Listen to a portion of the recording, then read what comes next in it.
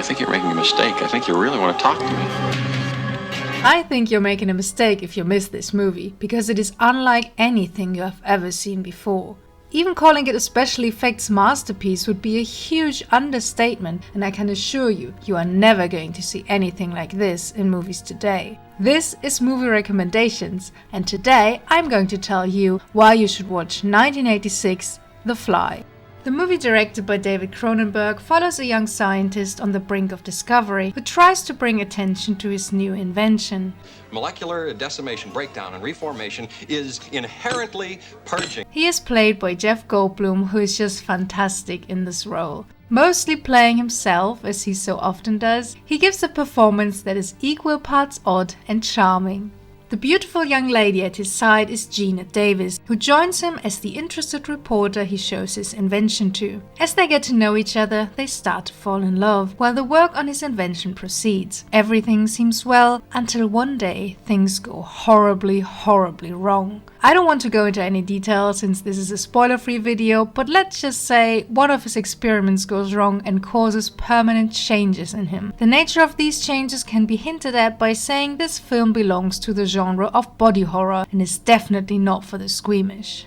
Apart from the resulting incredible special effects, what I like most about this movie is that it takes a bit of time to develop its characters, which is exactly what is needed for this premise to work. The whole movie is more of a drama with horror elements than being purely horror, as the audience gets to know the characters quite well and identifies with them before anything bad happens to them, which makes the horror even more captivating. The makeup and effects are great, but the heart of the story lies with the characters and their struggle. The whole premise works as a metaphor for illness and what happens to a loved one when he suddenly transforms into something unrecognizable, and how people deal with that, how they try to help while being scared at the same time. Love is at the heart of this story, and it clearly shows. The characters in this have so much love and compassion for each other that it just breaks your heart when Seth starts to deteriorate more and more. Of course, the visuals are incredible, but what really stays with you is the tragedy and the incredible love these people have for each other. As the actors said themselves, the most important part was to make sure the love story is believable. Establishing how much we love each other before the accident became very important to us, because if you didn't believe that we really loved each other more than any couple ever has before this accident happens, why would I really stick around when I go, this is really strange and I hope it all works out for you. The point here is not really the horror itself, but the characters' reaction to it and the way they try to cope with it. Make no mistake, there's really gross horror in this, especially body horror. But that is not really the point of the movie, and oftentimes it is the more subtle scenes that will make you shudder more than the big elaborate ones. Another absolute standout is Veronica, who behaves contrary to what you expect from a woman in a horror movie. She does not simply exist to scream and run away. She acts with love, compassion, and understanding. There is one scene in particular that just stunned me when I was watching the movie for the first time, where she has every reason to be repulsed and run away, but instead she shows unconditional love by giving the protagonist a hug. It is a refreshing take on this kind of situation, and in my opinion only makes the whole thing more heartbreaking. The story relies heavily on her emotions throughout, as well as those of Jeff Goldblum's character Seth. All in all, it is rather surprising that the focus of this monster movie does not really lie on the monster itself, but rather on what it means to be a human in inhuman circumstances. Instead of relying on cheap shock effects, the film delves deeply into the minds of the protagonists and depicts their struggle not with a sensational but with a sympathetic manner. It creates a really tense atmosphere where the viewer is confronted with the same dilemmas and captivated by the same inescapable psychological horrors as the protagonist. If there is any story that can be remotely related to this regarding its tone, it is Kafka's The Metamorphosis, where the transformation in itself is not really the point, but its ramifications. If you are like me and you don't actually like watching horror, I would still advise you to give this movie a try, since it offers a completely different take on the horror genre in general, building up slowly and not simply relying on cheap spectacle. It definitely deserves to be seen by a big audience even today, as everything about it holds up extremely well. Well, except for maybe the wardrobe.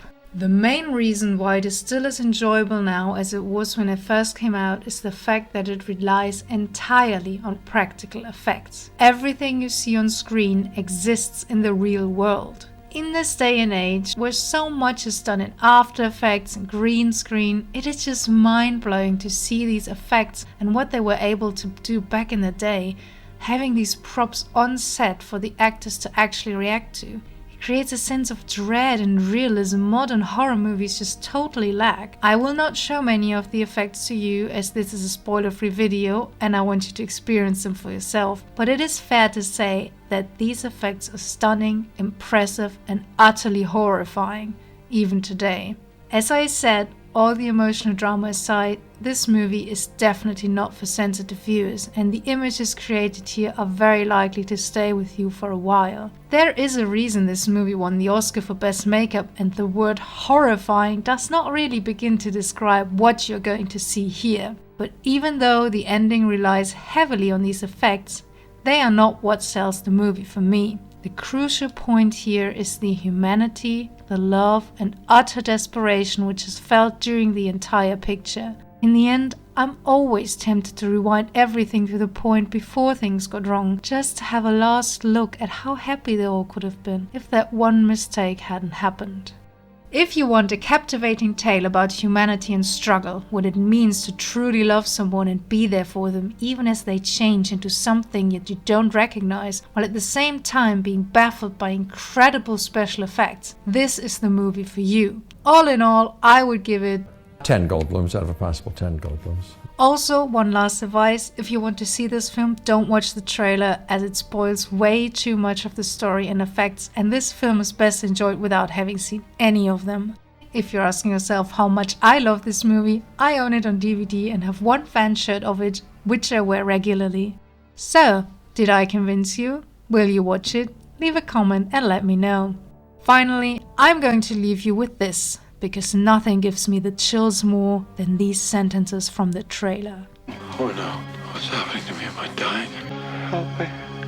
Please, help me. Okay, so in the end, I'm gonna do a bit of freestyle because I just want to let you know why I choose this movie. Even back in the day when I was thinking about making a YouTube channel and I was thinking about recommending movies, this has always been the movie I wanted to recommend first. Because as you may know, nowadays special effects are not really in the minds of Hollywood producers. They're just like, fix it in After Effects, do it later, whatever, it's not important. It's gonna be CGI, it's gonna look good. And it never really does.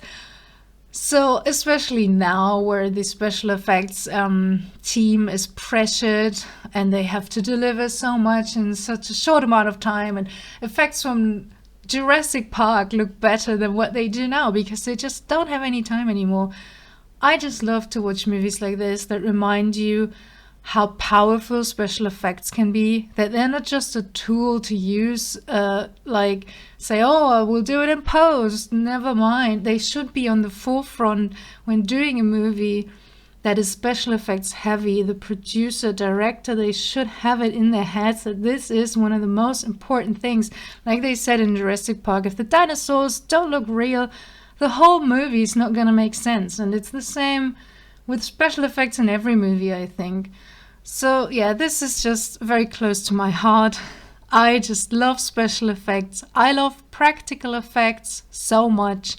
And this movie is just incredible. It gives you everything you want. And as you just sit in awe and think about how amazing, how great, how incredible this work was that went into this movie, how much love and passion was poured into this. And you can just feel it every second of this movie. So yeah, watch it, definitely. Go watch it, see for yourself, feel the magic modern movies lack.